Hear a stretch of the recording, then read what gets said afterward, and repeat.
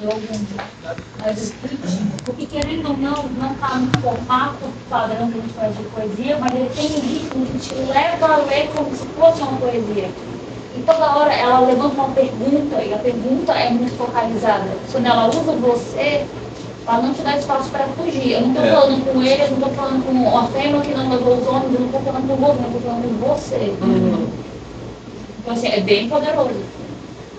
E eu acho que você falou que era um negócio tão simples, né, tão pequeno, como mudar o você, mas eu acho que aí que está o poder da literatura e o poder da linguística e o poder da poesia. Você muda um negócio pequenininho, mas eu não conseguia ver, porque aí você muda um negócio pequenininho, mudou todo o sentimento de todo mundo que vai ler aquilo. É muito poderoso mesmo, né? Então talvez a gente não possa mais discutir a especificidade da literatura em relação ao cinema, em relação à fotografia, mas se a gente fica dentro do campo artístico de forma mais ampla, né? Eu acho que realmente a gente não pode negar que tem um poder, né?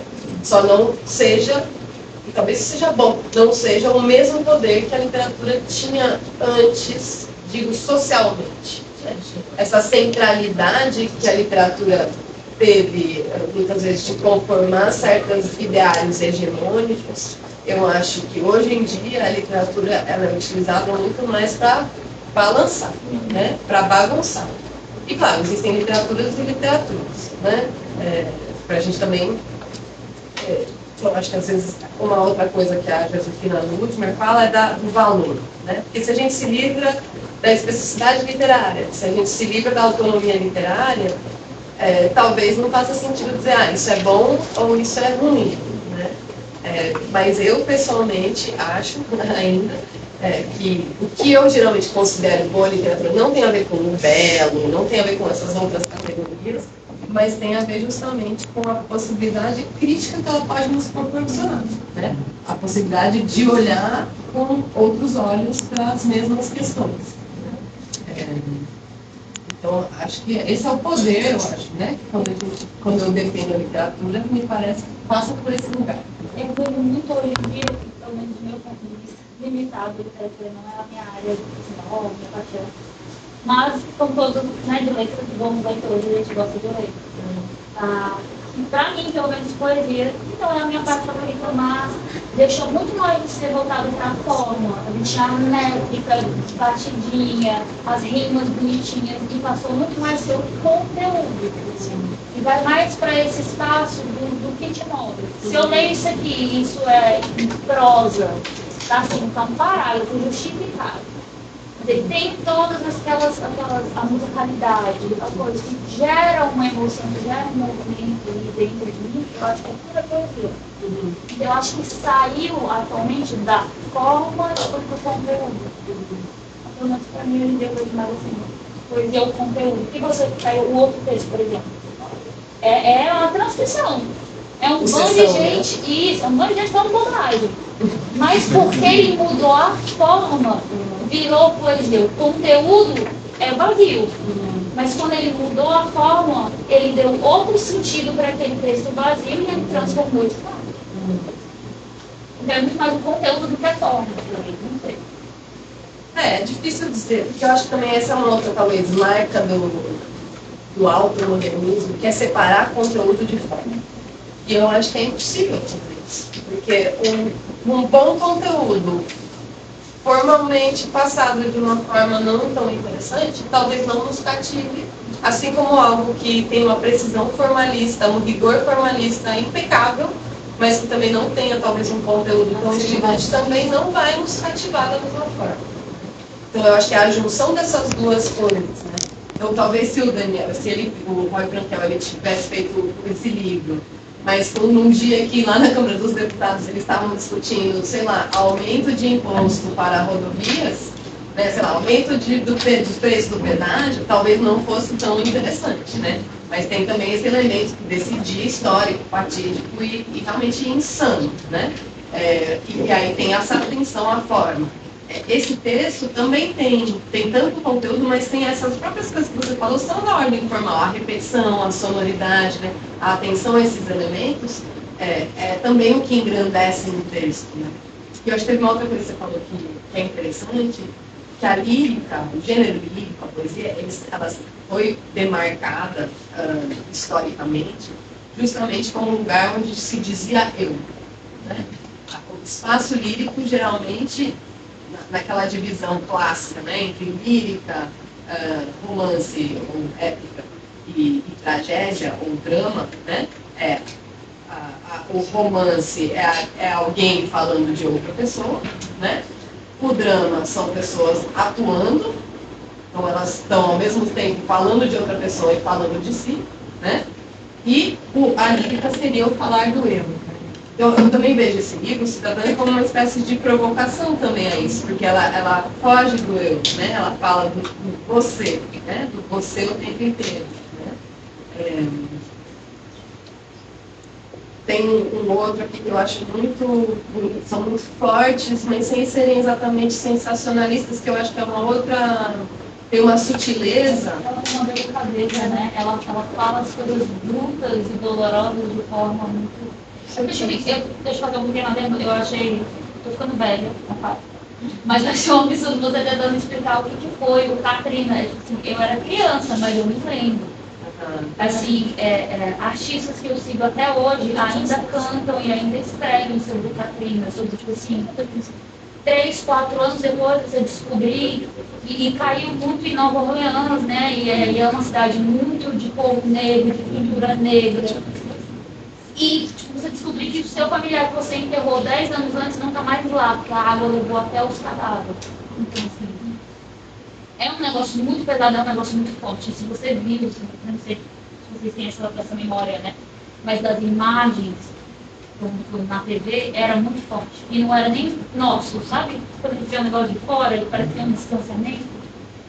E aí, ela traz pra gente. Não é mais dele, é nosso.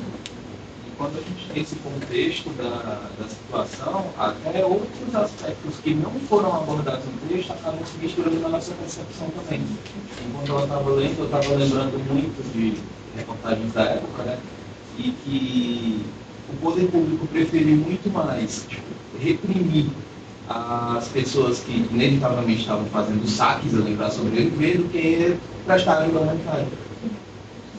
Eu sempre me lembro, eu achei interessante, tipo assim, esse negócio de trazer pra cá, né, trazer pra gente, me remeteu na mesma hora, eu sou de São Paulo, né, e eu sou do litoral de São Paulo, então me remeteu às tragédias. Todo ano é uma tragédia anunciada, a gente diz, vai chover, Rio de Janeiro, as favelas, vai cair, vai desmoronar o morro, de São Paulo também acontece a mesma coisa. E como é tão estruturado socialmente que sempre atinge a mesma parte. Sempre atinge o pobre, sempre atinge o negro. Sempre atinge aquele que já não tem respaldo da sociedade. E aí essa pergunta, você viu a cara dele, se torna ainda mais brutal, de certa forma. Porque ela está jogando nesse texto justamente com a invisibilidade. São pessoas que são sempre invisíveis. Mas nesse momento dessa notícia, todo o estardalhaço era em torno de... Você viu as caras deles? Né? As caras de susto, de terror, de pavor. Né? E isso em franca oposição à invisibilidade constante. Né? Você viu as caras deles? Eu achei você viu as caras deles muito interessante, porque quando ela fala, né, da tema, que não veio e tudo mais, aí ela diz, você viu a cara deles, né? Aí é no sentido, tipo assim, você viu, eles não vindo nos ajudar? E também fica aquela questão, porque da tradução do inglês, né, eu já imagino que é alguma coisa que, tipo, fique aberta para a interpretação do, tu viu a cara deles, eles deram a cara por aqui? Não vieram. Isso, também, né? E também é o povo que estava lá, né, então assim, você viu a cara deles sofrendo, e aí ela vai naquela parte de demonstrando fé e não medo. É muito forte, de forma muito sutil, ela constrói muito bem o sentimento. Olha esse outro aqui, tem vários. Também é um roteiro para vídeo instalação. No próximo frame, então ela está já realmente pensando em termos de imagem. Né? No próximo frame são as fotinhas. Isso, são as fotinhas que junto vão compor o filme. Né? No próximo frame, a caminhonete está em movimento. O movimento ativa a escuridão. A caminhonete é uma condição da escuridão em movimento. Cria um sujeito escuro, um sujeito preto, você quer dizer? Não, um objeto. Então, a caminhonete está derrubando um objeto preto no chão e os pneus marcam os olhos dos lados. Então, o áudio, eu atropelei aquele pior, é por si só o dia mais quente registrado em julho no século XXI. A caminhonete nos devolve a crueldade viva, como o alvorecer. Riscos vermelhos saindo do amanhecer no asfalto. E ainda assim, essa caminhonete não tem nada a ver com a beleza. É só um produto. O âncora é condescendente com a caminhonete. Nada de delinquentes, só adolescentes, nenhuma gangue, só um jovem com cabelo novo e despenteado. Um homem meio louco. A caminhonete é humana desse jeito previsível. Você se reconhece, Ted? Tem uma nota, né? O rapaz que atropelou e matou James Craig Anderson se chama Derry Bedford e foi condenado à prisão perpétua máxima de 2015. Na foto divulgada, você está olhando para baixo. Você passou todos os dias da sua juventude sonhando com este dia. Agora uma pergunta, né? Você passou todos os dias da sua juventude sonhando com este dia? Em seu sonho acordava, a caminhonete levava você para casa? A caminhonete abastecendo a estrada rumo a eu atropelei. Baldwin, que foi um escritor norte-americano negro fundamental nos países bem consistentes, Baldwin disse que a cor da pele não pode ser mais importante do que o ser humano. E a caminhonete estava construindo ou explodindo a branquitude de dentro para fora. Você sente muito, você está com raiva, uma raiva explosiva do tipo que faz. Eu atropelei aquilo. James Craig Anderson está morto. A caminhonete é uma figura de linguagem. É como se a coroa estivesse no lugar do reino. Quem disse a você que ela era uma coroa? Dissemos a você que a caminhonete era tão boa quanto o mar? Você é tão jovem, Desmond. Você era tão jovem. James Craig Anderson está morto. O que te faz infeliz, Desmond? O que foi? O que foi é que James Craig Anderson está morto. Tão arrependido, tão furioso, uma raiva explosiva. Ela deve deixar você ir. Ela deixou você ir. Então aqui a gente tem uma perspectiva um pouco diferente. Esse você está justamente no lugar dessa pessoa branca, né, que matou o menino negro. São dois meninos, na verdade. E eu vejo nesse texto não exatamente uma empatia pelo Desmond, né? Tem uma dupla, então, primeiro uma acusação de uma espécie de empatia garantida, né?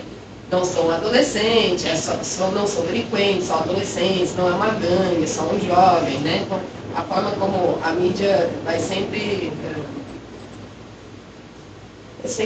tratar, né, esses jovens diferentes de formas diferentes. Né? Mas acho que também tem essa parte aqui, que eu acho particularmente interessante, também tem a ver, talvez, tirar o Desmond desse lugar de um indivíduo, mas como alguém da estrutura, né? Ele é parte de uma estrutura. Então, Baldwin diz que a cor da pele não pode ser mais importante do que o ser humano. Que a caminhonete estava construindo ou explodindo a branquitude de dentro para fora. Você sente muito, você está com raiva, uma raiva explosiva. Né? Aí depois, a caminhonete é uma figura de linguagem. Eu acho isso muito genial. Assim, né? É como se a coroa estivesse no lugar do reino. Quem disse a você que ela era uma coroa? Ela é a caminhonete. Dissemos a você que a caminhonete era tão boa quanto o mar? Você é tão jovem, Desmond. Você era tão jovem. Né? Então, eu acho que esse texto também passa por um outro momento e vai mostrando realmente a complexidade desse texto. Né? Então, primeiro, essa primeira parte tem esses relatos, né, de pessoas negras, em que são geralmente pessoas negras de classes sociais abastadas, que é o caso dela, ela é professora de Yale, uma das universidades mais prestigiosas dos Estados Unidos, né, e ainda assim tem que lidar com uma série de questões de racismo entre colegas, né, em situações sociais, inclusive, que ela não vai ser reconhecida como pertencente à classe social. Né? E depois tem várias outras videoinstalações que vão focalizar essas mortes violentas, ou essas tragédias, digamos assim, né? São sempre tragédias já anunciadas, como o furacão. E aqui ela vai, o você é outra pessoa. Né? Você é um menino branco que atropela um menino negro. E aí, essa coisa de botar esse menino, porque afinal ele é um menino também, né? Ele vai ser colocado dentro de um espectro social mais amplo. Né? Quem disse a você que a caminhonete era uma coroa? Né? Então, que tipo de sociedade é essa que vai dizer que a caminhonete é tão boa quanto o lar? A caminhonete estava construindo ou explodindo a branquitude? Né? Então, eu acho que esse também é um outro momento do texto que vai dar mais uma camada de interpretação, vai dar mais uma complexificada ainda no texto dele. E vai ativar você. Então, nesse é o momento em que leitores brancos e negros trocam de lugar. Bom, gente, aí a gente pode, depois no fim do semestre, a gente decidir se a gente quer ler esse livro completo. Mas agora eu queria também só mostrar, porque eu acho que tem um equívoco, digamos, também nessas análises, de que isso é a partir dos anos 60, né, que essa literatura pós-autônoma começa a surgir. E também uma prova de que a historiografia brasileira não dá conta de tudo. Esse é um livro que se chama O Mês da Gripe, Valêncio Xavier, um homem de Curitiba, escrito em 1918, numa época de surto de gripe espanhola, que se chama O Mês da Gripe, novela. Aí tem um epígrafe, 1918, outubro. Alguma coisa. E aí são colagens de notícias. 1918, gente. Então, tudo isso que eles estão falando sobre hoje, a coisa da flertagem com a linguagem de internet, a indistinção, às vezes, com o discurso jornalístico, documental, né? 1918, isso, de alguma forma, também já está acontecendo. Né? É um momento também de grande experimentação. Mas é claro que isso não vai entrar na historiografia brasileira. Né? Isso nesse esqueminha do que constitui, formou a nação, formou a literatura brasileira, isso vai ficar de fora, porque é um objeto estranho, é um fruto estranho, como o professor da Florença Garramin. Né? Então, são notícias. A paz está interrompida. O presidente Wilson não trata com o governo que continua a cometer toda sorte de crimes. Aí que um relatório do médico do serviço sanitário, né? Falando sobre a gripe. Aí aqui tem ele escrevendo: um homem eu caminho sozinho nessa cidade sem gente, agentes estão na casa, a gripe. E é interessante também que ele chama esse texto de novela. Novela é um gênero de prosa, né? Um romance mais curto, digamos. Dia 20, domingo, a Alemanha vai capitular. Estamos sendo a Primeira Guerra Mundial aqui, né? Semana rimada, la influenza espanhola, isso todo, la gran grita, no tienes casi que nada, no passa, coisa esquisita, de uma gran espanholada. Então, um poema meio satírico que saiu no comércio. De repente, uma propaganda, cortinas, cortinados, brise-bises, stories, verificam os sortimentos que apresenta o Louvre. Aí depois volta aqui uma notícia, né? O diretor do serviço sanitário manda avisar as empresas funerárias que ficam proibidos os enterros da mão, enquanto entender necessário, havendo a saúde pública, os enterros dos que faleceram de moléstias transmissíveis serão feitos sem o acompanhamento, sendo o cadáver prontamente removido para o necrotério do cemitério municipal. E esse é um livro que ficou também anos esquecido, e ele foi relembrado ultimamente porque nos lembra o quê? Da epidemia da pandemia, do Covid. Né? Esse é um exemplo assim, de como esse livro, que por ser talvez muito estranho, ficou com o tempo esquecido, ele passa a ser absolutamente atual nesse momento agora. Né? Então, acho que isso também é importante de lembrar, que a gente sempre lê a partir do nosso período histórico. Então, tem coisas que não são relevantes num dado momento histórico e, de repente, elas são resgatadas porque elas parecem, aquilo que parecia estranho ou não caber dentro de certas estruturas que são, sim, históricas, elas são retomadas, simbolizando talvez o que tratadas, porque elas parecem, aquilo que parecia estranho ou não caber dentro de certas estruturas que são, sim, históricas, elas são retomadas, simbolizando talvez o que exista de mais atual, né? Então é isso. Esse livro ele é uma colagem, né? Tem cartão postal, notícia.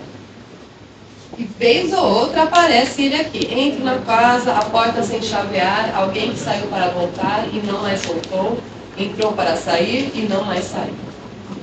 Não sei por que entrei nessa casa onde nunca entrei, passo em água estranha, vagueio pela penumbra do corredor, pela porta entreaberta, vejo. E aí é também... Parece tipo um diário, né? Ele vai colando algumas coisas e escrevendo. E fazendo umas poesias, que também não dá para entender muito o contexto, né? É quase um diário mesmo.